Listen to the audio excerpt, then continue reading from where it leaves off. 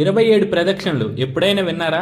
అందరికీ 108 ప్రదక్షిణలు తెలుసు. కానీ మన విజయనగరం జిల్లాలో చీపురుపల్లిలో ఉన్న మానసాదేవి స్వయంభూ ఆలయంలో 27 ప్రదక్షిణలు చేస్తారు. హాయ్ ఫ్రెండ్స్, నేను మీ పవన్ కుమార్ తనికెళ్ళ. ఈ ఆలయం వెనుక ఒక పెద్ద కథే ఉంది. ఇక్కడ నివసించే పిన్నింటి రమణ ఈశ్వరమ్మ దంపతులకు కలలో మీ సొంత పొలంలో నేను వెలిశాను, నన్ను తీసి ఆ ప్రదేశంలో ఆలయం నిర్మించండి అని అమ్మవారు చెప్పారంట.